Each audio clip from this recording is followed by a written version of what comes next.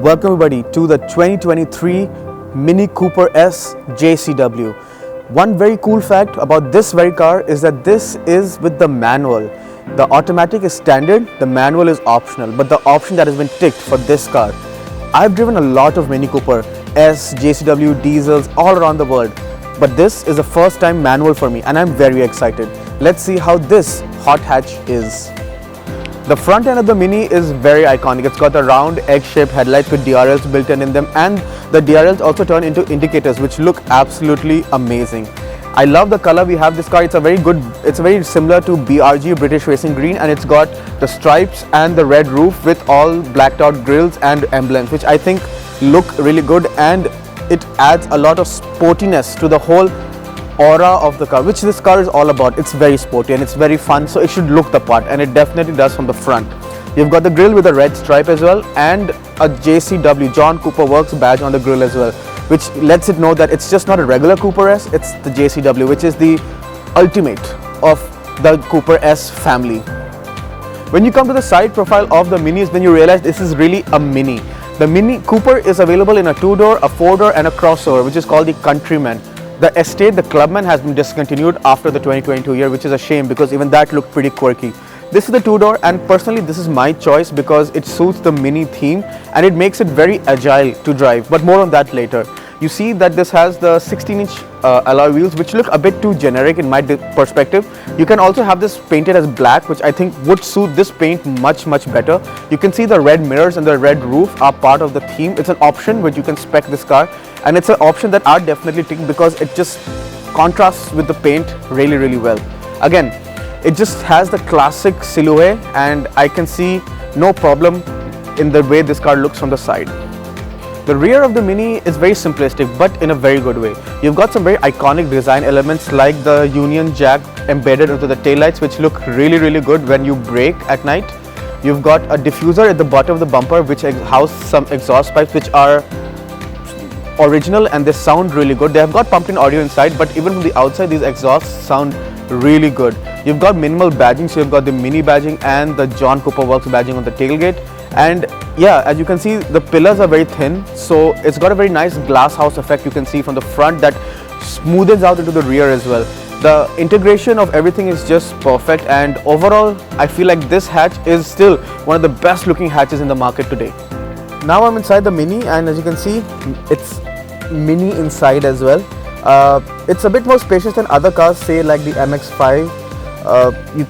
Two people can comfortably sit inside, and overall it's very nice. It's got a very functional interior, so you've got some nice toggle switches for the stop-start, the engine stop-start button, which pulsates like a heart. I don't know if it's visible. The traction control and the drive mode, the sport, eco and mid.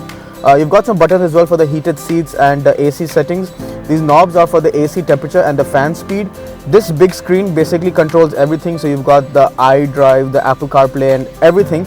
This has a surround light which changes colors depending on different moods and the sport mode or eco mode, or if you're changing a song track or anything. This has a nice little light show to it which looks really good. You've got a old school functional handbrake which is really nice. You've got an iDrive controls here, which if you don't want to use the touch, you can use this as a rotary, which is again very nice. You've got a digital speedometer, which is new to me because all the other Minis I've driven had the analog one. This is special to the 2022 MY and onwards. It takes some getting used to because I'm used to the analog dials. These digital ones, although very clear and they look very good. And one cool quirk is that if you want to adjust the steering, the dials go up and down with the steering, which is pretty cool as well. The steering goes up and down but does not come forward for reach, which is a bit of an inconvenience because the seats are also manually adjusted, both seats. So no powered seats in this car. You've got cruise control buttons, volume control buttons, and that's about it. You don't even have heated steering in this, which can get annoying in winters. Especially it's been a bit cold in the last few days, so it was a bit annoying. Though you have heated seats, so thank God for that. You've got a big sunroof. You've got glass for the rear seats as well. It doesn't open, but at least there's still glass to let light in because it can get a bit claustrophobic because of the dark interiors, and it's not the most spacious inside, especially at the back. It's even a bit more tight. Legroom is not bad. I had a friend who's about almost 6 foot in height. He sat in the back. He could sit comfortably. Not recommended for very long journeys, but for short drives or just around town, it's manageable. The windows in the back are also pretty small, but the pillars are so thin that and it's because of the sunroof, there's always lots of light inside, which feels nice and airy. Helps the cause because it compensates for the lack of space. Otherwise, it's nice. You've got this manual gearbox, which is a new for me. I've seen the automatic gearbox. The gear lever looks very odd. I'm not a big fan, and even the shifting could have been a bit better, but more on that in the driving part. Again, the driving position is very sporty, and you feel like you can just get in here and just drive fast from the moment you get in. The seats are very comfortable. You've got a very bucket-like shape, great side supports as well, and adjustable lumbar, and you've got extendable under thigh support as well, which is nice. Again, it just feels very well built and purposeful, and it's got all the essentials you need as well. What else do you need from this little car? Now I'm behind the wheel of the Mini Cooper JCW, so let's see how this hot hatch drives. Let's get the numbers out of the way first. This has a 2-liter turbocharged petrol engine which produces about 230 horsepower. Front wheel drive only. This one has a manual gearbox, a 6-speed manual. And yeah, let's see how this car drives. So slot it into first and lower the handbrake, the manual handbrake. And you'll notice that low end torque isn't that bad.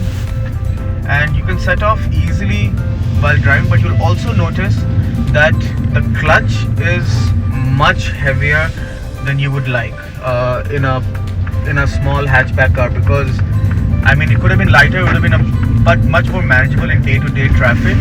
But yeah, otherwise it's still much more easier than it is, but yeah, it's a bit too heavy. Once you slot it into second and third, you notice that the gearbox is actually very notchy, and it's not the smoothest around.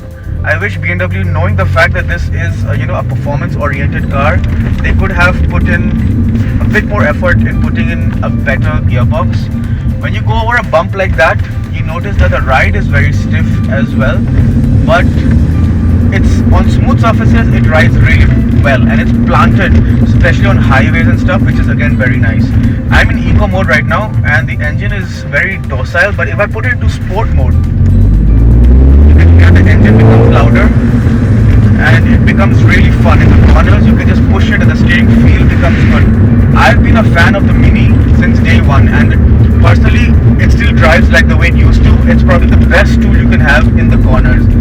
The ride quality is a compromise, but then you get the bonus of the handling and the brakes and engine. Everything is so good, on point, and if you put it in sport, it sounds really good as well. So if you floor it,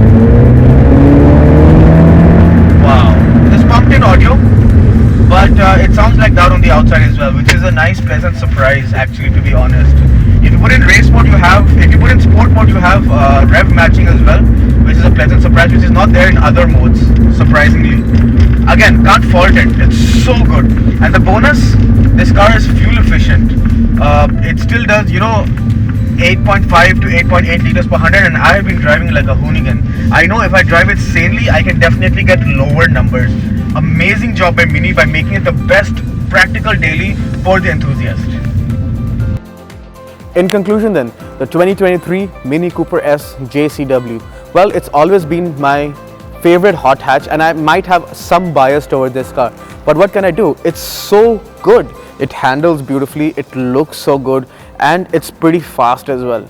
The ride isn't the best, it's a bit stiff, but you need to compromise for the handling, and you need to compromise comfort for a bit of handling, and that's what this car is. It's the perfect blend. It's a bit stiff, but it's manageable. It's got the Mini badge, and it's got the German build quality as well, which means it would be somewhat reliable in the long run as well.